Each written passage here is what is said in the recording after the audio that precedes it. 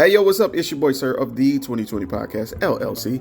Please say the LLC. And before you listen to this episode, I just got to let you know, I need you to stop what you're doing. Go to blkrenaissance.com, and I need you to shop for the culture. That's right. Anytime you use the promo code LLC20 at Black Renaissance Clothing's website, you will get 20% off your order. Off rip, no questions asked. So do me a favor and do it for the culture. Peace. Hey, this is KJ, and I have a question for you. When was the last time you got something nice for yourself? That's what I thought. So why not visit www.theblurredsyndicate.com and get something that will help you express who you really are.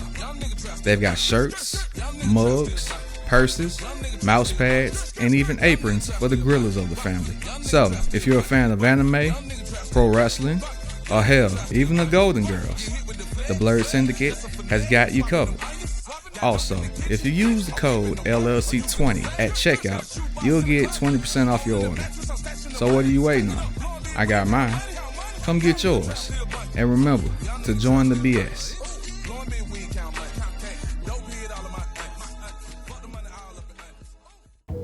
Hi guys, it's Mr. I'm Just Being Honest, host of the Truth Serum podcast for the people. You can find me on Spotify, Anchor, and Buzzsprout. More networks coming soon. Happy listening.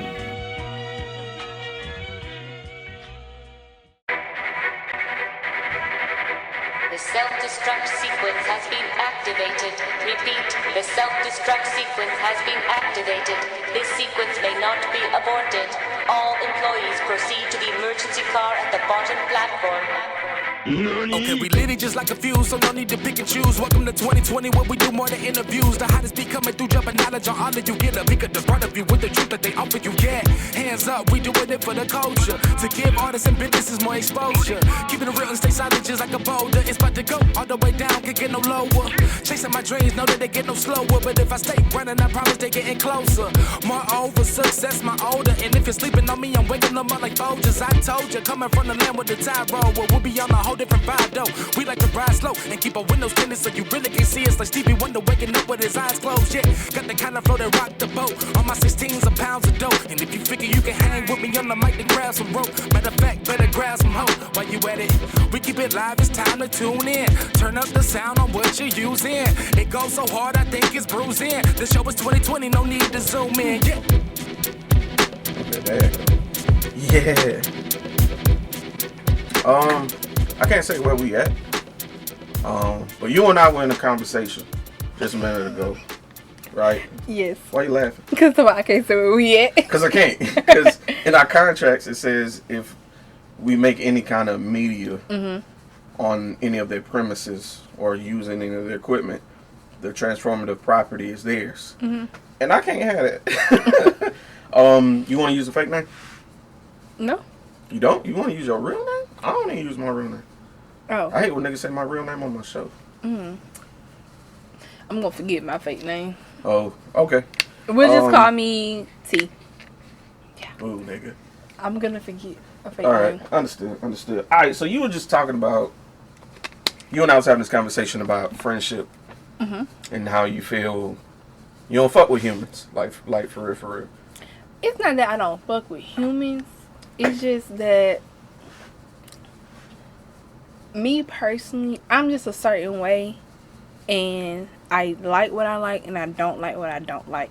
So the moment you do something that I just feel like I don't like, or I cannot get over it, or it was just too far gone, there's no, like, because me personally, I feel validated in every friendship that I have cut off. Well, I feel very validated. I can name them, and I feel like I'm validated in every single one of them. I ain't even... Okay, so let me make clear, because this is already getting off on the wrong foot. I'm not saying that ending friendships is bad. I'm not saying understanding your boundaries is bad. What I'm saying is, what was kind of flawed with what we were talking about is, on your end, your perspective on where friendships, longevity, or like how long or what the cutoff point is kind of skewed.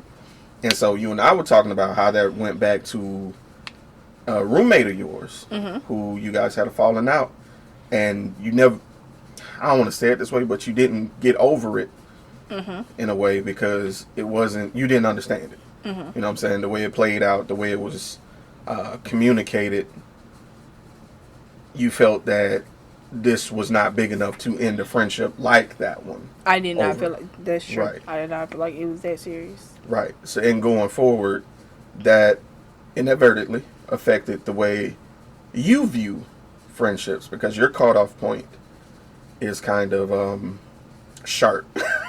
No, I think actually for me, it actually made me be like, that wasn't big enough to end a friendship, like a genuine friendship. So I had to really kind of reevaluate some of the other things that I took as reasons to end friendships. Like, Okay.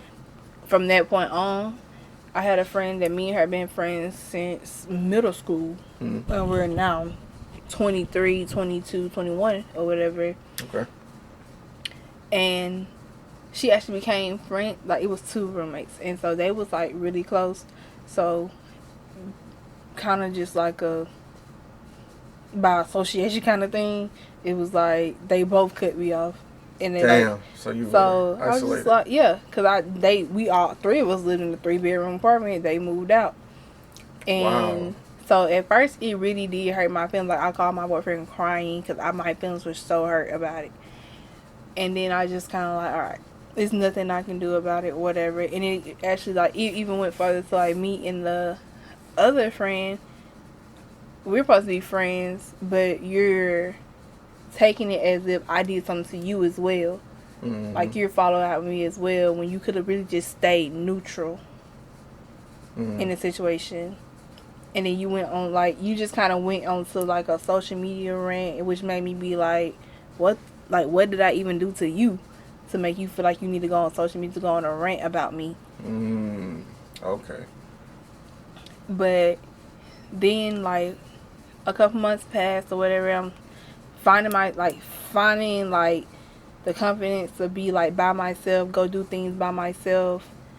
And then it helped me and my other friends get closer because now I'm not just with the people that I live, because it's easy to, go do so with your friends and y'all also live together. Right, so you have friends that stay like 5-10 minutes away from you. Right. Basically, y'all work and stuff like that in school. So it's easy. So now I'm finding ways to now I'm like, okay, I can't just sit in the house, me and my dog all the time, or just be school, work, home. I have to, go still enjoy my life like it's my senior year of college when they leave. So it helped me and my other friends get closer, but a couple months went by. One of my close friends who I've been friends with before we even we've been friends for years. Like we came from the same place. She's up here now, but she started being friends with one of them. And for me, now usually I would be like, you know what, that's a no-brainer. I don't want no deals with you either. But this is also someone I look at like a sister. We've been we didn't had a friendship for this long, never had an issue with each other, kind of thing.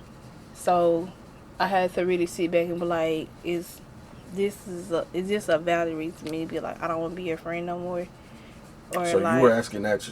You was asking yourself. I was asking myself that, Did you want to be your friend's friend anymore for being friends with them? Yeah, like, is that like a valid reason? And I had to realize that like that was childish, and so I had to realize that was childish. You didn't cut it off. I was cutting it down because we still might have to hear something, so I just cut it down. But go ahead. I had to realize that was childish, and it was not something to not be someone friend of, especially someone I've been friends with for so long that we have like years of memories together, and someone who friendship I do value. It's important to me, and basically it's just kind of overall immature to be like, you have to be my friend, you can't be her friend because she's not my friend, or I don't like her. Like, Right. it's never that deep. So, and with I think that was the friendship. No, then the friend of the friend the second friend who I fell out with, Mm. because I fell out with her friend, she reached out to me, and at first I was not open to it. You're aversive. Yeah. I was not open to it. I'm like, no, I don't rekindle friendships. That's not what I do. Like, I'm With not. her? Yeah, I'm not Okay. open to it at all. Like, I appreciate your apology, but I'm straight. Why do you feel like that was? I mean, personally, why do you think that was your response? Because of how you acted in the beginning. Like, how you acted in the first place when it happened. So now I feel like your apology is just for you and not for me. You It's didn't how I feel like feel. it was genuine. I felt like it was for you and not because, like, before, like, I think probably a month or two before she did that, I had gotten into a bad car accident with my boyfriend. Like, a week before my birthday, I had gotten into a bad car accident. And it was not like it was not known that I had gotten into a bad car accident. So you could have been reached out and said, hey, I hope you're okay. So I felt like, then I felt like when I needed you the most, you was not there. So therefore, I'm not open to no conversation, no talks, nothing. I accept your apology, but that's it for me. I'm going to be honest with you. Given that perspective, even if you disagree with your standpoint, whoever listens to this, I can understand you feeling that way. That is a legitimate point of view because, one, you left me, you picked sides in the situation. You made that line clear. And then you come back after my life was in danger. You didn't check on me. And that's a fair assessment. Okay? I'm going to come back to that. Okay?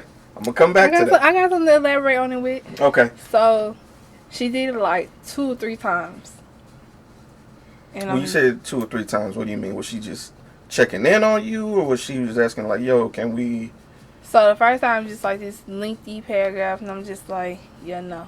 Like, I'm telling you, like, I'm explaining the same thing I'm explaining to you, like, how I felt like when I needed you the most, you was not there for me. How I feel like you chose sides. You went on social media with a rant. It was just all unnecessary to me. Therefore, I accept your apology, but I'm cool on it. And to myself, I'm like, I just felt like it was not. It's not for me. That was for you to clear your conscience on, to make you feel better about yourself. It was not to apologize to me for what you did. Let me ask you something, and I'm sorry for interrupting. I 2 questions. One, would this have been better if she did this in person? That's the first part of my question. Because a text message. At that time, still no. In my mindset at that time, So it still wouldn't no. have been better even if she The way I came to see you and it was like how yo. my mindset was set up in the time that she did it the first time, it still would have been a no-go. It still would have been like, I accept your apology, but I'm straight on it. So was it more so the timing of it? It was more so the timing of it Got because you. Okay. I think she did like a second time, still wanted to talk, and I'm just like I told you before, I accept your apology. Cause no, I think I graduated, and she congratulated me on my graduation, and I was like, thanks.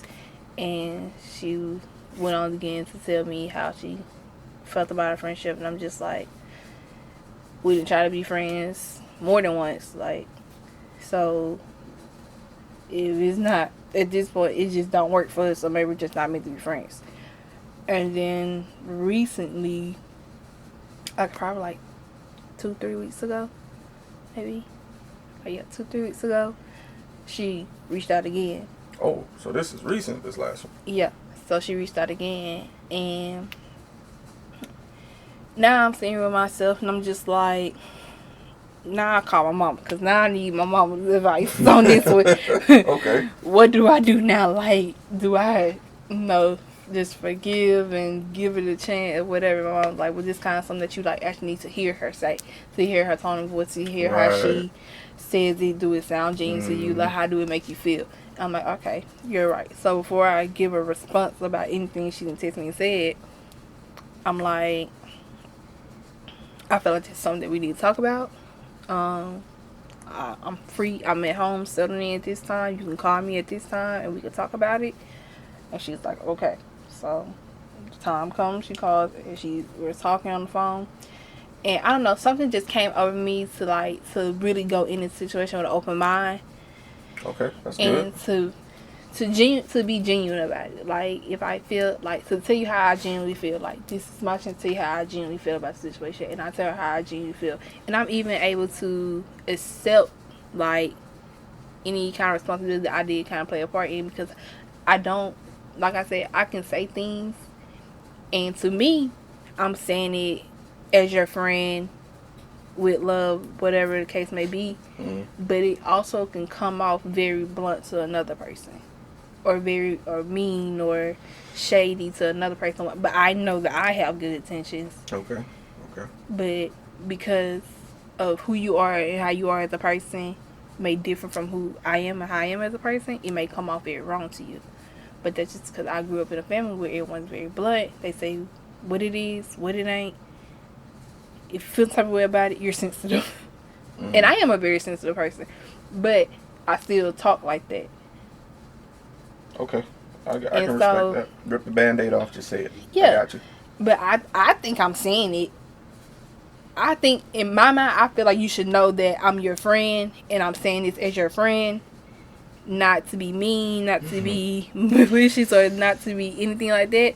But for some people, it does not come off like that. They can't accept raw. Some people don't like their steaks raw. You have to tell them, you have to put it in a different kind of form. And I have learned that, like, how I could talk to one friend, like, this what it is, this what it ain't. You look stupid, but I could tell other friend, like, okay, so, you know, this is how it looks. You got to walk on the eggshells with some people. And and beforehand, I'm like, I'm not walking on no eggshells, no fucking body. You can't take the truth, you don't need to be around me. I'm not going to bite my tongue, da. But I had to realize that I value my friendship with you, and I value you as a person, and I think, like, you know, how if I say I love you and care about you, I have to respect that about you. Yeah. I have to respect who you are. If I want to be your friend. That's real. And if I call you, like, I preach about friendship and shit like that and loyalty, but then sometimes I kind of. You ever thought about this too? Like, and not to cut you off, but when you giving grace, when you giving your constructive criticism, right? You ever thought about, as raw as you think somebody has told you something, what if I told you that wasn't the raw version? What if that was their nice version? And I have learned that some people give me the nice version, and that I met someone who gives me the very raw version, and just be like, okay, that's mean. Yeah. I met somebody who gives me the very raw version every time. Take the grace cup. I feel, and I think that what kind of made me get into that mindset of, like, you know, you gotta know how to talk to who you're talking to. Yes. And you have to to know how to talk to them. You have to take in consideration who they are, who they are to you, how they are, and what they mean to you. Their relationship to you. Because, he gave me it was just like, okay, you're mean. Yeah. But you're not mean. You intend the best, but it's the way it's delivered. Yeah. And even him delivering it well, it still felt mean to me. It hurt. I'm just, But, so I had to be like, damn, this is how I probably make other people feel. And even though his intentions are good, it still hurt my feelings. Yeah. So, some people can't take that, and they take that as an attack, and that can damage the friendship that you're trying to save. Yeah. Exactly. So when I'm talking to her, I expressed that to her, like, I could have maybe said something different, handled it different, talked to you differently about it, or even came and talked to you about it in a different way than I did, or whatever the case may be. And I have to take accountability for the role I played in the situation too. So I take accountability for my part, and to me it felt like she genuinely meant it. And so I'm open to us, you know, trying to build our friendship, not just jumping right back into the friendship or just saying, okay, we're gonna start where we left off. No, we have to like build our friendship again because you may have grown as a person. Not the same people. I've grown as a person, so it's basically we're learning each other again, as if because basically we don't know each other no Dating more. friends. Yeah, Exactly. we don't know each other no more. Yeah. So it's like it's easier for us to start a new friendship with the new people that we are. That's But what's up. I give credit when credit is due. It took me from meeting this new person to be like, okay, now I can see I'm not always right, or I don't always go about things As much the right as we way. think we the I'm not hero, I'm not- sometimes we the villain. I sometimes am the villain. I give that up. But it's also some people that I just And that's cool. That's cool to have that. But it's and I'm gonna give you, and this might fuck some people up. Like, it took me a while to realize that me wanting to be the squeaky clean person in the story, you know what I'm saying, regardless of who told it, was just me wanting to not take accountability for the bad choices I made. Mm-hmm. It wasn't that I was trying to fix what I did wrong. I was trying to fix my image. Mm-hmm. And that's what made me, in my eyes, kind of a narcissist in the situation. None of my behavior changed. I was just trying to fix the story to make it look like I wasn't as bad as I was, or as bad as I felt. Until I met somebody who I reached out to, and they destroyed my ass. It was somebody I did wrong. They tried to talk to me about it. I wasn't prepared to talk at that time, so I blew them off. I came back like 5 years later, and they were like, what? And I was just like, yo, I just wanted to check. And they let my ass have it. You hear me? In the most respectful way possible. It was a guy. He just genuinely let me know, yo, what you did was foul. I don't really see us repairing this friendship. So, fuck you. Mm-hmm. And that hurt because this was somebody I held dear. This was somebody that I was like, you're a good person. You know what I'm saying? Trying to make something of yourself. And I saw qualities of me in you. And just me giving into vices changed our dynamic. And when you came to me at your most raw, at your most real, man to man, I shaded you. And I had to deal with those consequences for the rest of my life, honestly. Mm-hmm. And that's just what it is. And when we were talking, I was encouraging you to not have that mindset of everything being so black and white. It's a whole lot of gray out this bitch, bro. It's so many reasons why people do the things they do that you might not even get the answer for until years later, until you meet somebody that like them or who understands them better, and they give you a tidbit of information and then unlock this big ass door that's like, now I understand why this person did that. You have to be open to receive that information, though. You have to be open to hear other people's perspective. And honestly, you have to be open to shutting the fuck up. That was my problem. I was so quick to be but then in the conversation, rather than just absorbing it. Yeah. Like me and the guy, we got into it, and I was just constantly being like, well, I feel like this and I feel like that, but I never actually considered how they feel. But when it comes to a guy, I think I do that because in my head, for you as a man, it's just kind of like you. Go ahead and say it. I'm waiting for it. I know what you're going to say. Go ahead and say it. No, I won't say that because it's not true. Say it. Just, no, I that's want you not to say true. what you're thinking, though. That's not true. Because I want confirmation it's that gonna come out. think It's that. gonna come out wrong. No. I know. And I want it to come out, though. I know what you're going to say. Say it. No. I don't. Most of the guys I talk to or date be really nonchalant or does not. They give off the portray. vibe. Yeah, they give off the vibe as if they really don't care or it does not faze them, it does not bother them. And I'm I wear my feelings on my sleeve. You're going to know how I feel. If I feel some type of way, I'm going to say how I feel. And you're going to hear me. I'm going to say, if you make me feel some type of way, I'm going to get off my chest whether you want to hear it or not. I'm going to say how I feel. So, with that kind of dynamic, it's kind of like I'm quick to tell you how I feel without thinking about how you felt or how I made you feel, because you always give me the vibe that you don't care already, so I disregard your feelings. it's not even that, and I'm not doing it intentionally disregarding your feelings, but it's kind of like, it's just like, okay, I feel like I know how I feel, and I know I'm gonna tell you how I feel, so I feel like this, and that. But it never really occurs to me to say, into the end, I do eventually get there, but it never occurs to me in the beginning to be like, okay, how did I make you feel? And then I will say, I'm sorry I made you feel like that, but I don't think I really mean it in the beginning until they really be like, how the fuck you think you made me feel? You never asked me how I feel until like whatever. Then it's just like, damn, I did not. Mm. And now I'm trying to ask you, you really ain't trying to tell me no more because we already got you. Really, you kind of over this shit now. Another situation where it's got to this point, I feel like it shouldn't be there, but now it's there. It's up and it's stuck. Yep. As one Cardi B has said before. Good words, my good sis.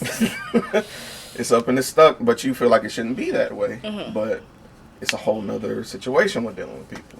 Yeah. Their boundaries and meters are different. Yeah. And then it's just... Digging in your nose. I'm not digging. Why would you tell... Scratching your Why would nose. you I'm going to cut it out. I would probably you tell- won't because I won't remember Because it. Let me why look would at the you tell- timestamp. Because Let me why look would at the you tell timestamp. somebody I'm digging in 23 my nose? minutes. I'm going to look at the time. Why would you tell somebody I'm digging in my nose? They just here. They ain't gonna know who you are. It don't matter. You gotta tell them folks I'm digging in my nose. But no, I don't know. It's like I have a love-hate relationship for being by myself. Being by yourself? Yeah. What you mean? Like, I love to be alone in my space, in my space. But then, I have never been in a position where I was not involved with a guy. That's a different conversation. Mm. Why do you think that is? I really and truly don't know. Mm. I think I just be doing stuff. Sometimes I get bored. I'm not gonna lie. Sometimes I just be bored. Remember while I asked you to go, like, what's your hobby? You remember what your response was? Mm-mm. You don't? Mm-mm. Are you saying mm-mm as in... No, I don't remember. Oh, you told me you didn't have any. Oh, yeah. Because you said you didn't have friends. Yeah. Do you see, like, how it's fucked up to talk to guys out of boredom? Not all of them be out of boredom. I'm not saying all of them, but I'm saying, like, certain people may come with intentions. And, you know, you could just be there for, like, oh, you're just here to burn time. I don't like not talking to somebody, so you're here to kind of fill that gap. But I also feel like that they don't be having, like, no genuine intentions. Based on the ones you select? Based on what I'm Or are you saying them generally? Generally. They don't just be having great intentions. And I did fuck up one time that I took it as no good intentions, and I kind of fucked myself over in the process. What you mean? I don't understand.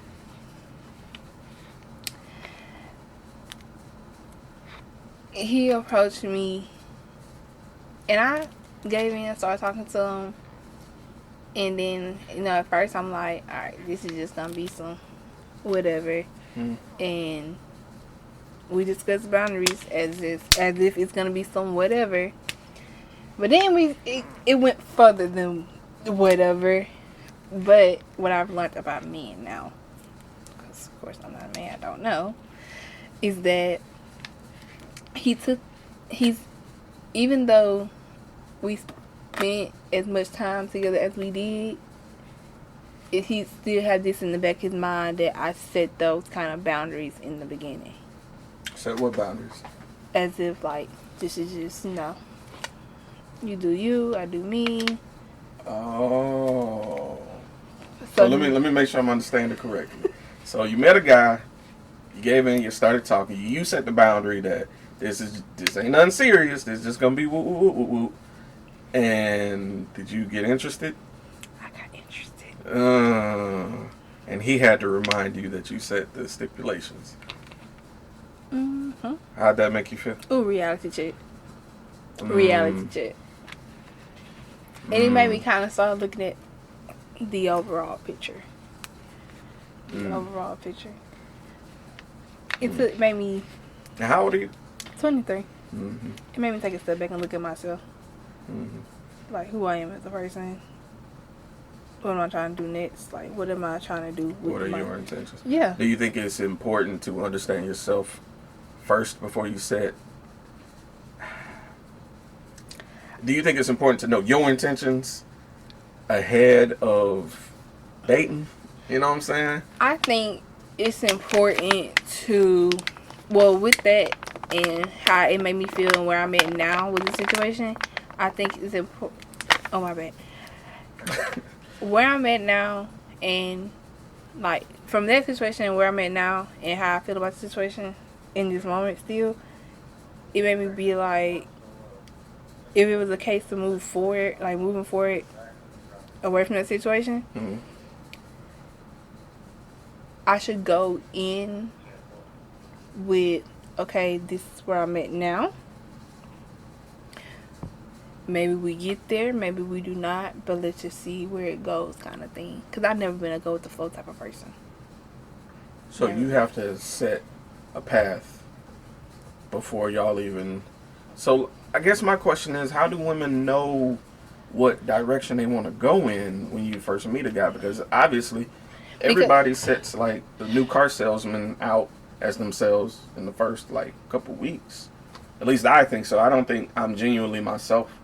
And that's something I can admit to. I'm definitely going to give you the Leo-ist Leo in the beginning. I think you just go with it. Me, like, knowing what I know now and how it has affected me now, I think you just don't set no rules. Like, you can set your boundaries, but don't set no rules. Okay. So you can say, this is where I'm at right now. This is what I'm looking for. And either they can accept that or they cannot accept that. Okay. But if you know where they stand at in the beginning, like, you have to have a genuine conversation about it. I agree. Not just because this was, he flipped it on me. Like, he just kept flipping it back on me, but I was not paying attention to see that he was flipping it back on me constantly. And he also told me, like, girls just be so ready to talk. Girls just be so ready to talk, while as a guy who's mentally smart, you have to just know how to not talk and listen, because girls just want to talk. And that's a very true statement. So for the female listeners, sometimes just don't talk and listen to. Just listen to. And if nobody got nothing to say, then nobody got nothing to say. But don't be the only one talking. Don't be the main one making up the rules, because it will come back on you somehow, some way. It has to be a mutual understanding to be like, okay, this is what we're doing right now. This is what I'm looking for. This is what you're looking for. If we get there, we do. If we don't, we don't. But it's easier to just set those boundaries, not no rules about what y'all are doing, because someone may progress faster than the other, and it can kind of come back on the other, or it can kind of come back on you. So it's just best to say what you're looking for, where you at, where you stand, and either they're gonna accept that and y'all can move forward, or they're not. But at least at that point, you won't be so involved that it's gonna be like, oh dang. Yeah. You'll set yeah, I get what you're saying. It's like I have a mutual understanding, and it's like, and then so farther down the road, you can say, well, you knew how I felt in the beginning. You can refer back to the terms of stated, the contract. And you stated how you felt in the beginning. Based as when you set rules, for what I've learned now, for a guy, he's gonna change his whole mindset based off what you just said. And basically, he's gonna hold you to the rules. And in most situations, naturally, a woman progresses her feelings faster. Yeah. Because even though you set those rules, your feelings changes. Depending on the guy. But in his mind, he's still. You locked in this package. This what you said, You said And I you just want been going by what you said. the basic package. Exactly. Yeah. So it's just best to say, hey, this what I got going on. I'm looking for this, that, and the third. How do you feel about that? And you let him tell you. Don't just keep talking though. And don't make no rules and say, hey, this is what we're gonna do. Never tell somebody what y'all gonna do. That's just the moral story. Never tell nobody nothing you're gonna do. Move in silence. Okay. Let your Okay. success be the noise. Okay. All right. All right. Never tell about what you're That's going to do. That's a good point. Yeah. All right. That one okay. taught me that. Oh, he humbled me. Yeah, you know, like I was saying earlier, you know what I'm saying? Like, the older you get, the more you realize how young you actually are. Like, I'm not finding out a bunch of these life lessons till now because honestly, I didn't have those people around me that had the experiences or the open mind. You know what I'm saying? I was just around the type of guys that wasn't elevated. I didn't have a mentor, so to speak. But now I'm around people who are older than me or further along than I am on their life journey.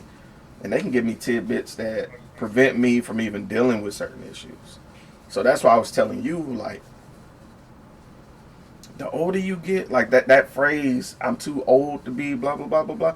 The older you get, the less of that you start to say, cuz. And the more you just exude it. A lot of times you just sidestep shit. You know what I'm saying? Or you don't even say it. You know what I'm saying? Like the phrase goes, they don't even, you know, say less.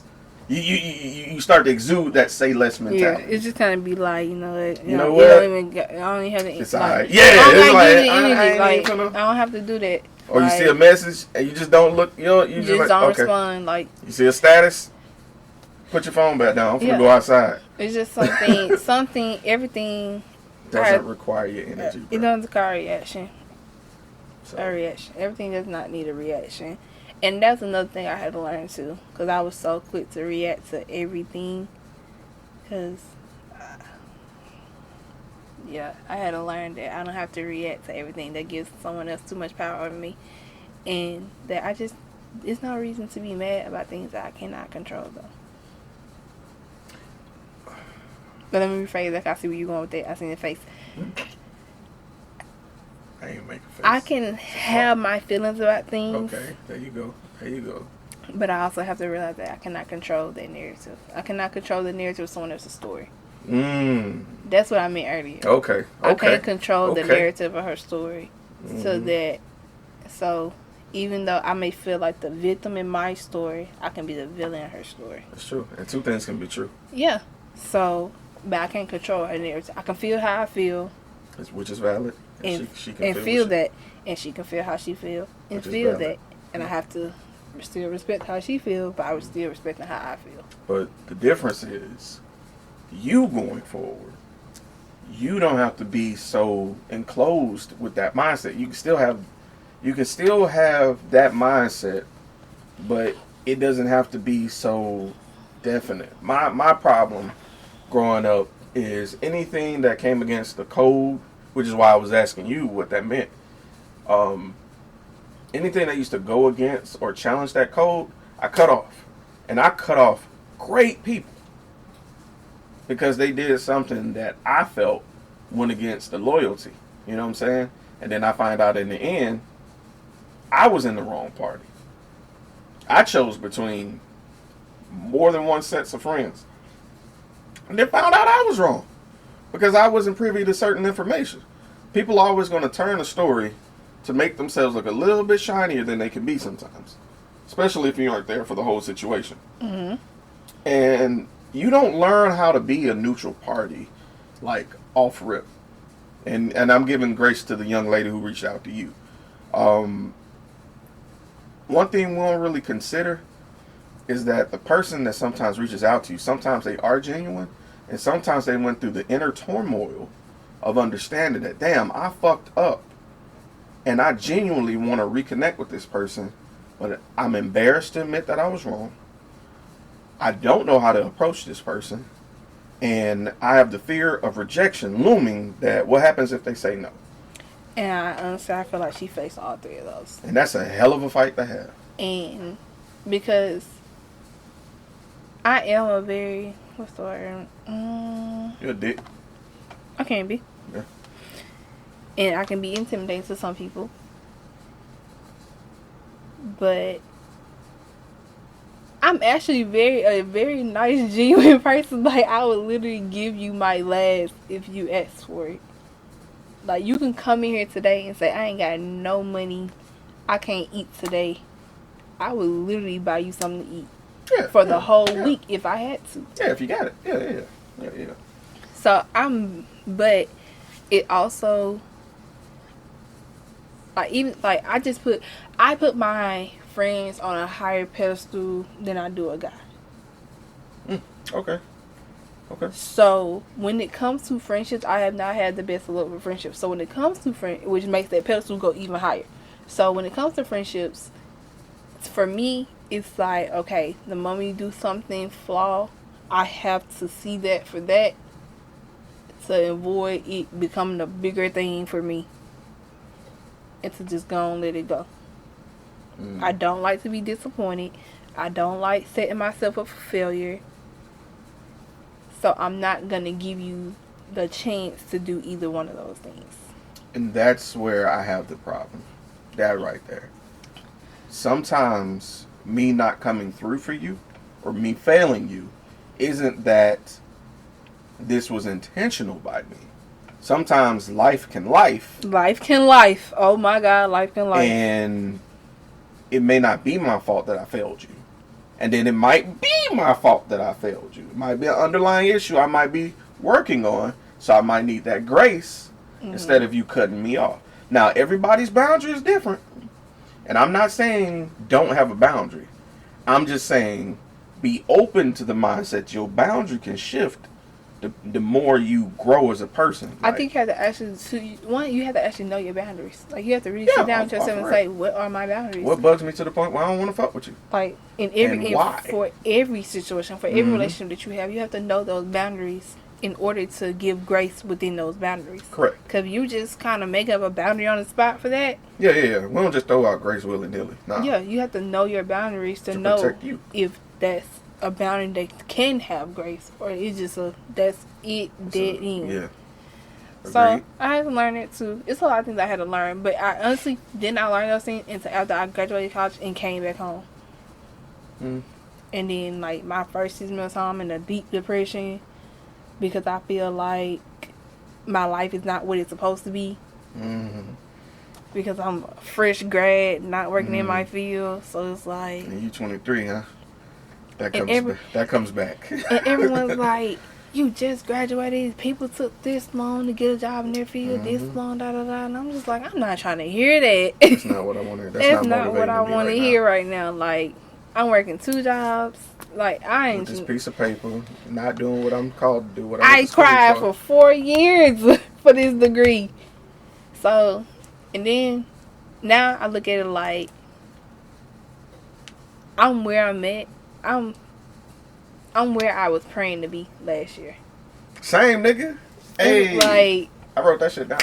And it only took me 6 months. So. And that's career-wise, right? Or are you talking like overall?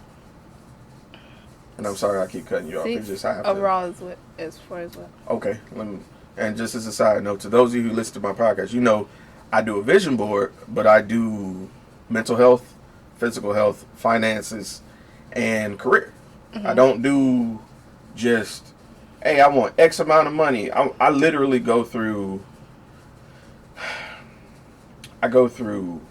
recognizing my negatives and my positives and what I want to work on. My deficits and my bonuses, like, of each characteristics. And you gotta have, like, your things outside your career. Honestly, yeah. Because something got to give you juice to go to work. And work got to give you juice to go to your hobby. And your hobby gives you juice to go to work. And work gives you juice to go to your hobby. You see what I'm saying? It's like a perpetual battery going around. For me, it became the gym was my That's cool. Fitness can be that. The gym became my release. Like, if I'm having a bad day, I'm gonna go work out. And I leave gym, I feel better. 10 times better. So, when I started going to the gym, I was able to, like, alright, we gotta lock in. It's gonna be okay. I had to learn to stop worrying so much. I'm a worrier. I get What you mean? life. I can get overwhelmed. I get overwhelmed very easily when it's not going how my dad told me this, and now it's just me. You want to tell God a joke, tell him your plans. Facts, because he going to kick that shit down. So I had to learn, and then my godmom very spiritual, so and then you find every out time. It's a woman. Well, go ahead.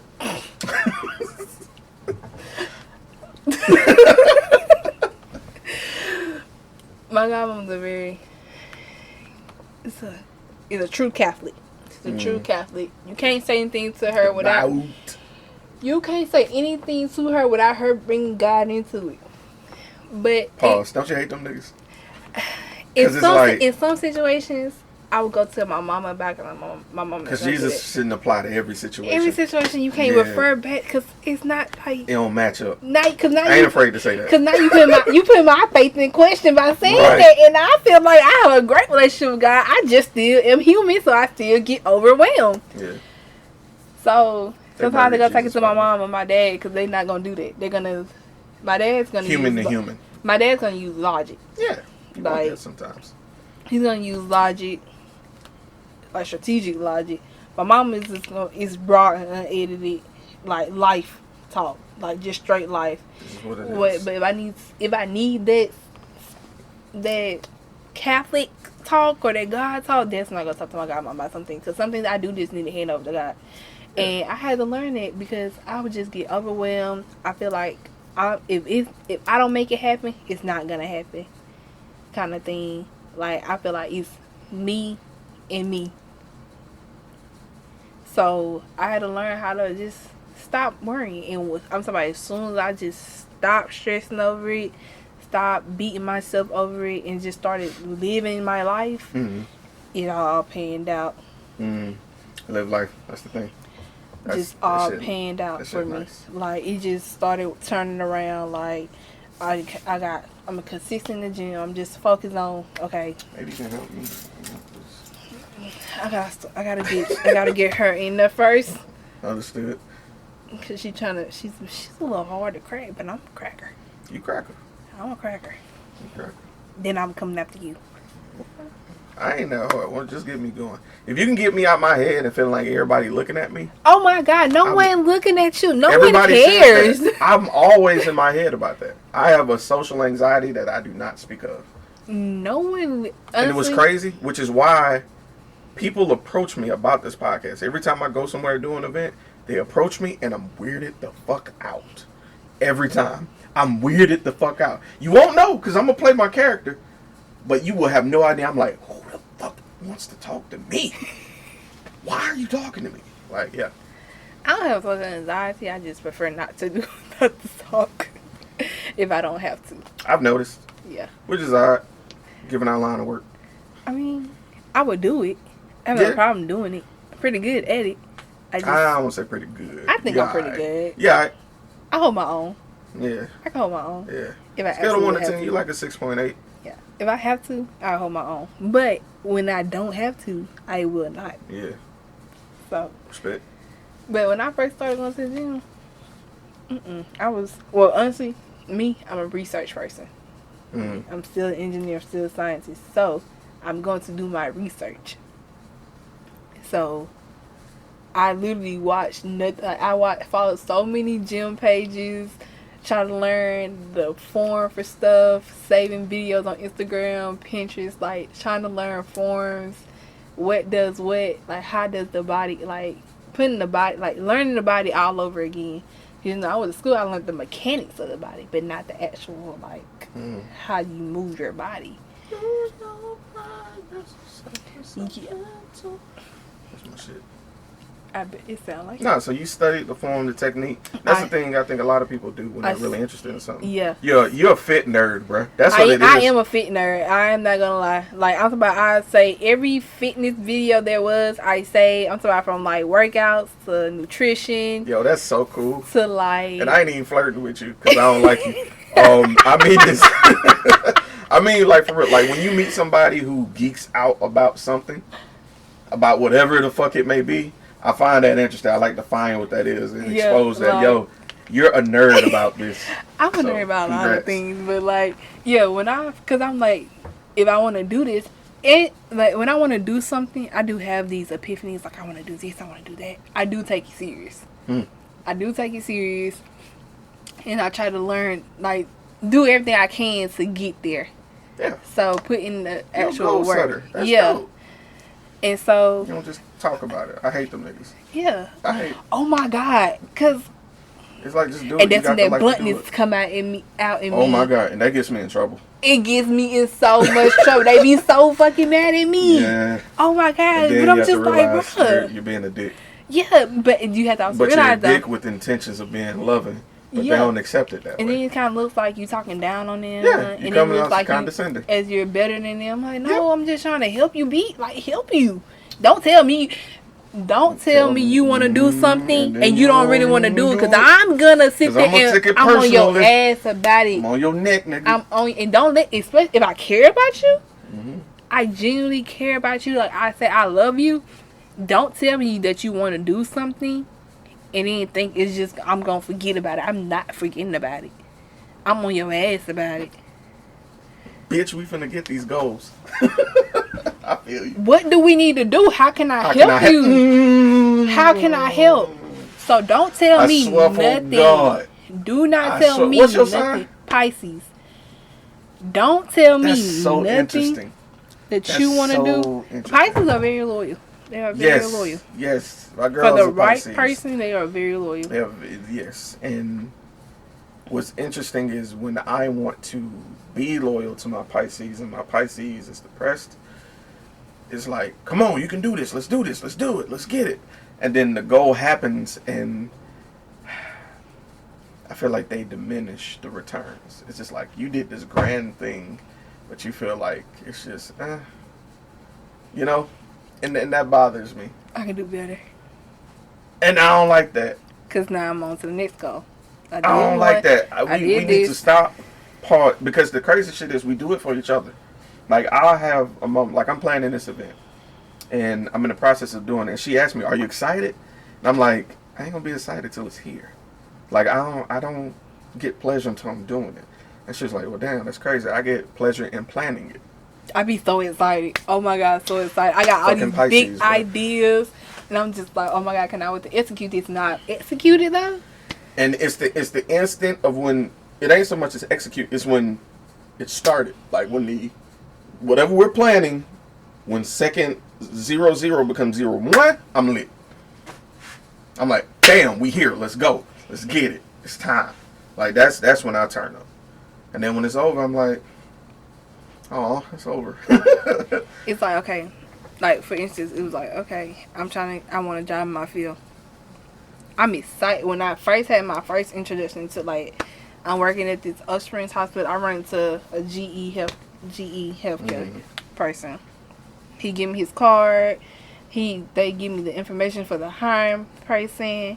I'm in contact. Okay, got another interview in my field. Okay, like it's like I'm excited now. I get this offer. I'm excited. I start, and everyone's like, "Aren't you excited?" I'm just like,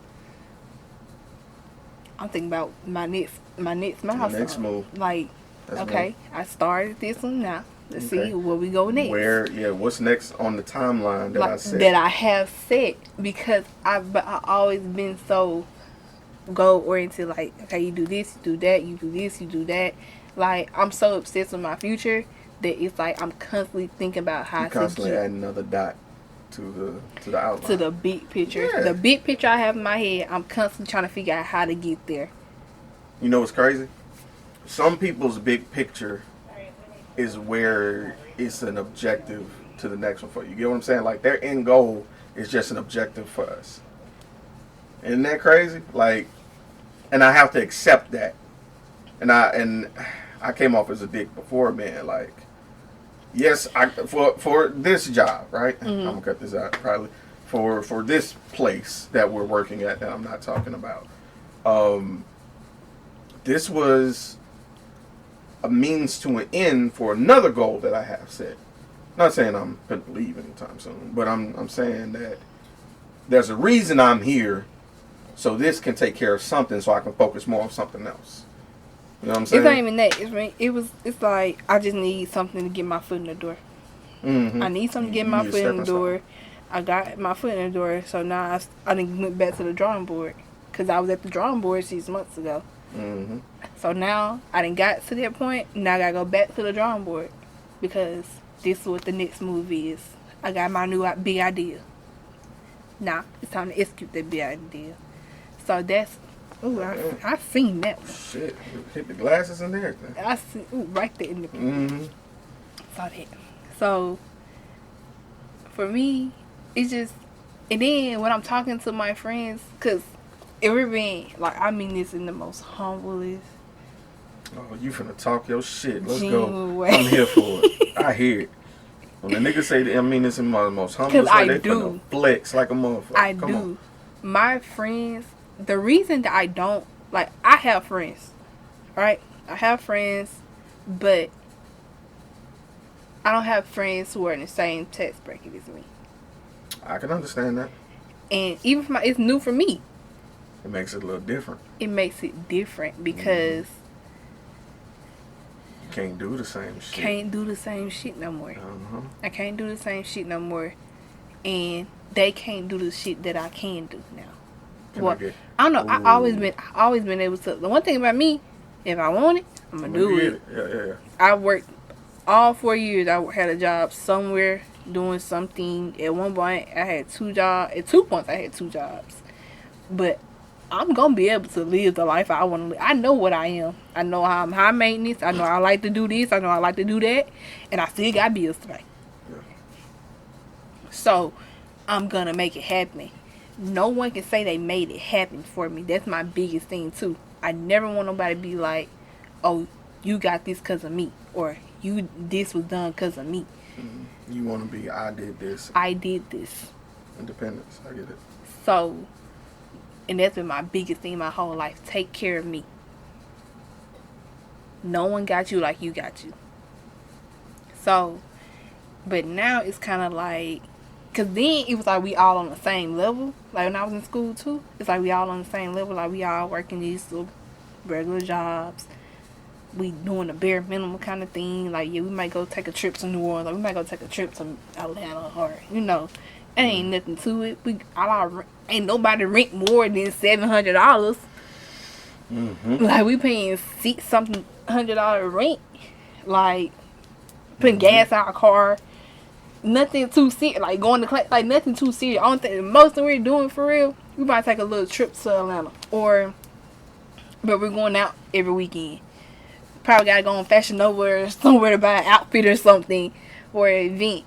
But we're getting out, like, just being girls, but we're all kind of at the same level. I'm just the first one of my friends to move on to that next level. And when I moved on to that next level, I really moved on to that next level.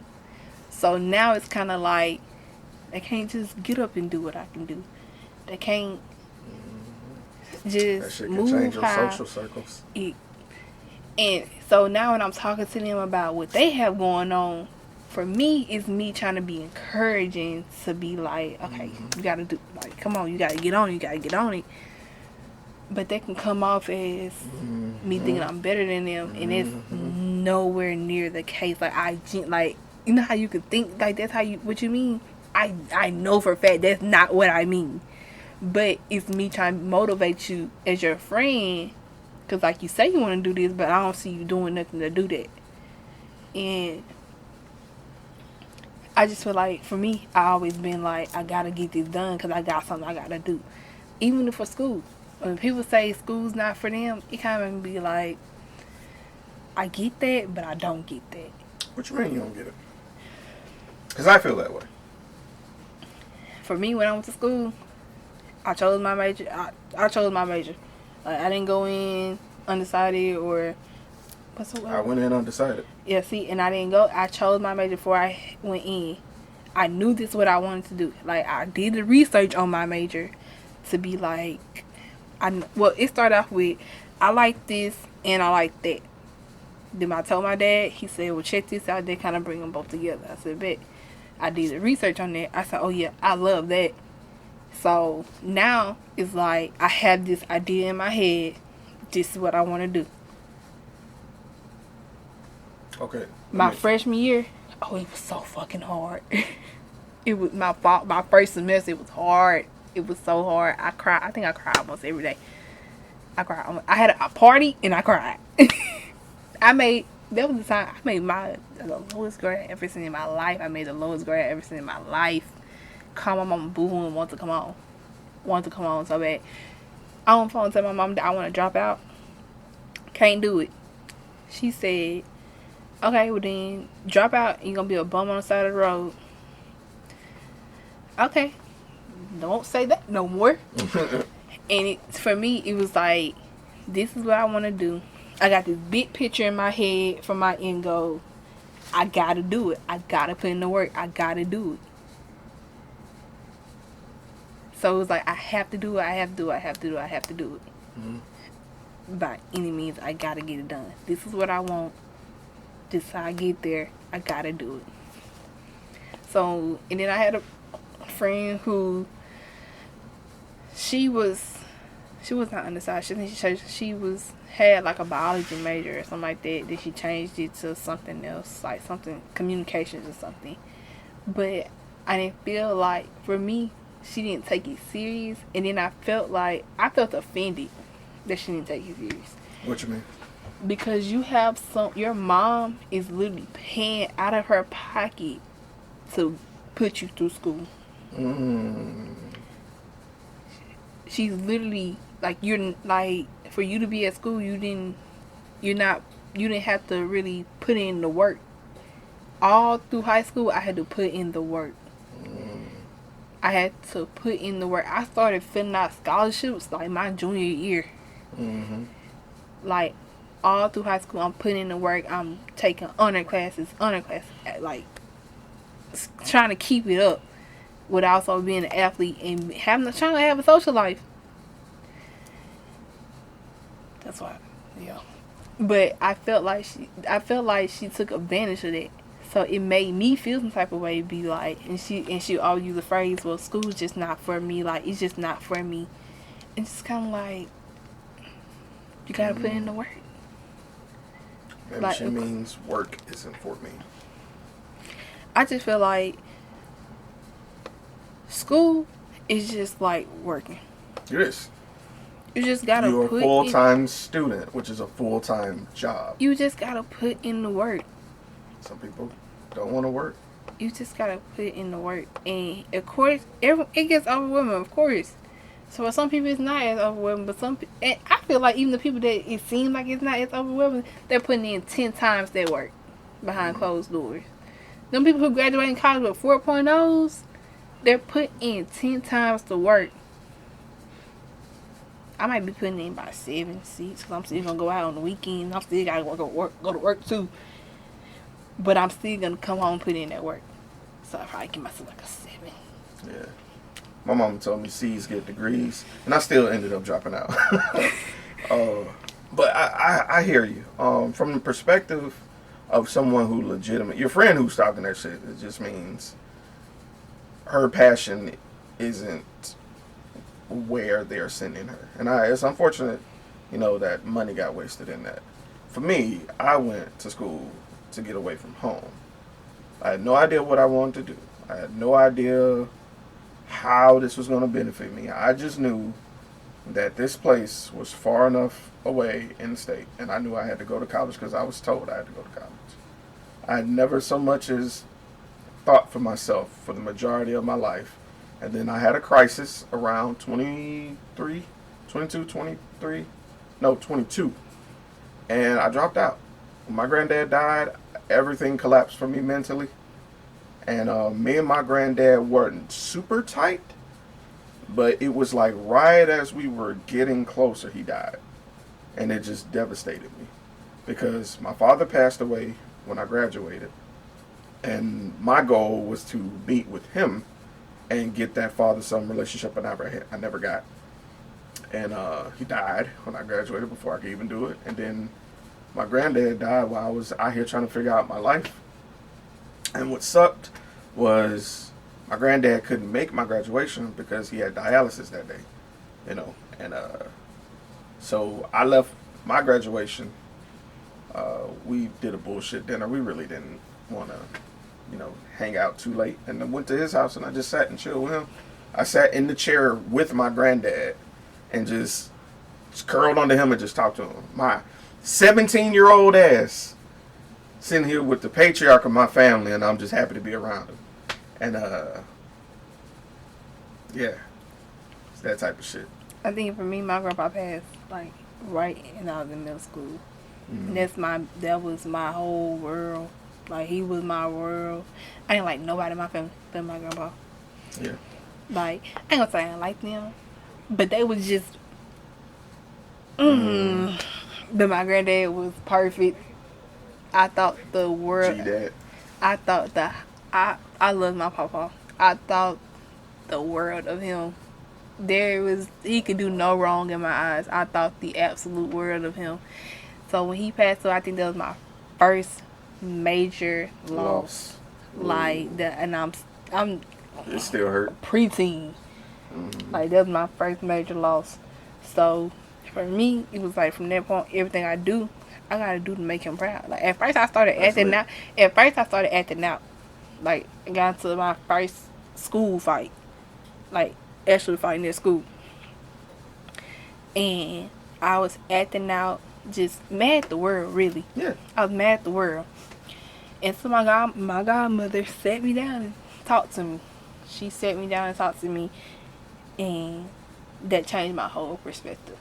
And from that point on, it was like, you gotta have a plan. You gotta figure this out. You gotta, if you want the things that you want, you gotta. It's like, for that point, it was like checklist. All right, freshman year done. All right, sophomore year done. Junior year done. Senior year done. You gotta go to college. Where you gonna go to college? What you gonna do? And then my dad, he's not my biological, but he raised me, and my biggest fear was disappointing him. Mm-hmm. Biggest fear was to disappoint him. Never wanted to do anything that would disappoint him. My mom, Sound like a good dude. great, amazing. Him and my mom got together when I was 2. Broke up. But still was there. Didn't change anything. That's dope, man. He moved, even after he moved to Texas, did not change anything. Anything that ever happened in my life that was important, he was there for it. Small, big, did not matter. He was there for it. My Valentine every year. Never missed a birthday. That's crazy. Easter basket I spent time with his family. Like, they accept me as their own too. Do you Same. still feel that's your family? Like, So that's another thing that I have about me. Even my god family, like on my godmom's side and my goddad's side, take me as their own. Don't see me as just their goddaughter who they just have sometimes. It's like I'm a part of their families. But it kind of made me resentful to be open to certain relationships, because I feel like, yes, I know you love me, but at any given moment that if you want to, you can get up and leave with no, like, you don't have to have an explanation. how much? What do you mean? Your dad? My dad, my godparents. Your I used to of- feel like the people who loved me the most, I felt like the people who were supposed to love me the most were not.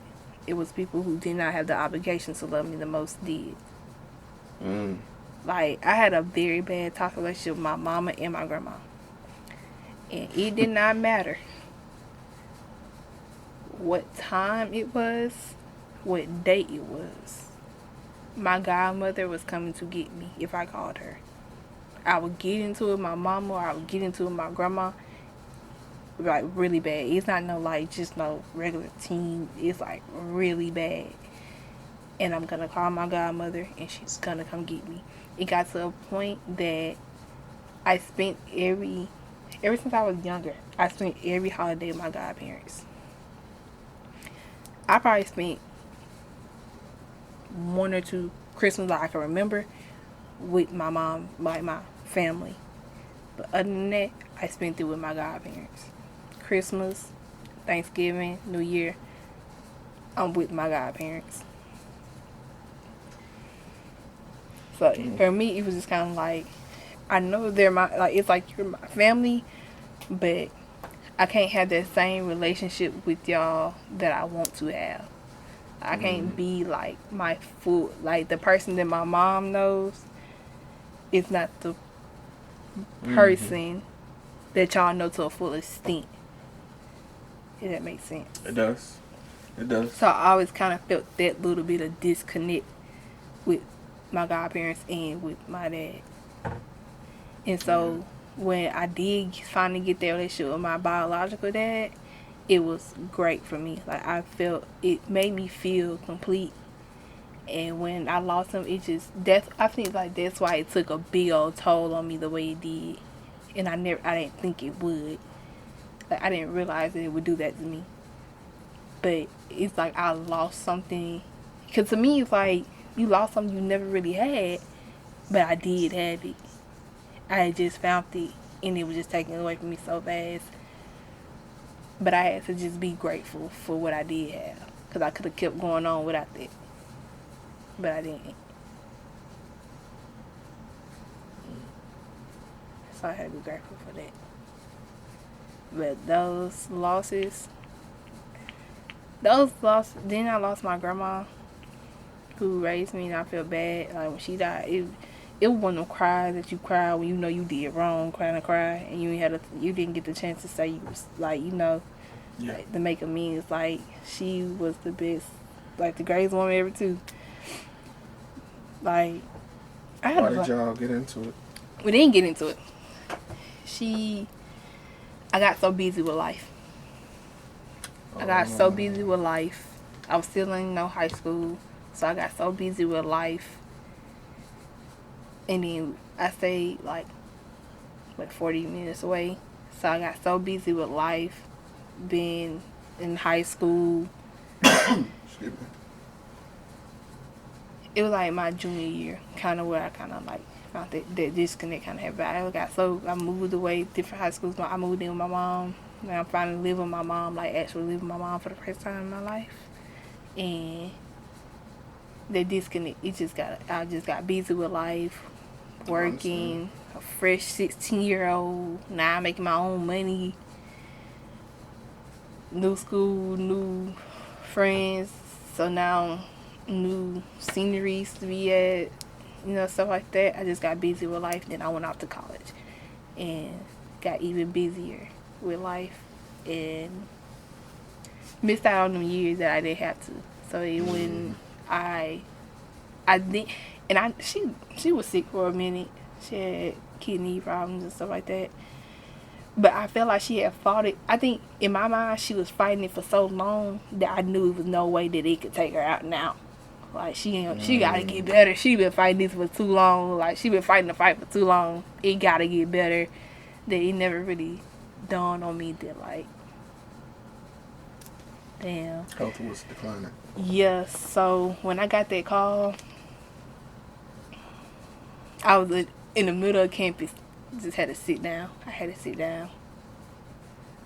Because I was just like, I felt like I almost lost my legs under me. But then from that point on, it was just like, the losses made me be like, you gotta do it. Like, you gotta do it. Like, you got people that you gotta make proud now. It's not about just you. It's bigger than you. And I feel like that's my motivation came from. It's bigger than me. Then I never want to be like my mama. Understood. Never want to be like my mama. Understood. And that's what a lot of it came from. Didn't want to be like her. How do I not be like her? I'm not going to be nobody's team mama. Not doing it. Can't do it. And I got to get it by myself. I don't want to rely on nobody. I'm going to take care of me. I'm going to give myself everything I want. Okay. But Everything just so you I know, desire. just so you know, sometimes we don't always have access to the keys to the doors we need. You need people sometimes. I figured it out too. So don't forget that part. You need people. You can't just do that by yourself. Although I used to it have is- that strong mindset that I I was don't about to need say. nobody. Because it might be true. You probably can be successful, without helping anybody. You probably can. But sometimes it's easier To know the right people. not necessarily know the right people. Sometimes it's a little bit deeper than that. Sometimes having a team is better. Yeah. Like, for instance, we do work on stuff, and a lot of this stuff we can fix alone. A lot of this stuff we have fixed alone. But sometimes it's easier to take somebody with you. Somebody have your back in case they see something you miss, and that way you ain't got to do something twice. Because given the type of people we are, we hate doing repetitive things. But, sometimes a team is better than just, alone. So just go through life thinking that, man. Yeah, I had to be open to that. I had to change that mindset. But I feel like I learned all of this once I graduated. Like, once I graduated, and I had to go through that. Life punches you in the stomach. Yeah. I had to go through that. I was telling somebody that, like, this is a new journey that I'm on. Like, you know how you go, like, from middle school to high school, you start a whole new journey. Like, it's a whole different world. Then from high school to college, you find a whole new journey, a whole new world. Become a whole different person. Then you get out there in the real world that everybody been talking about for so long. Mm-hmm. You finally get out there.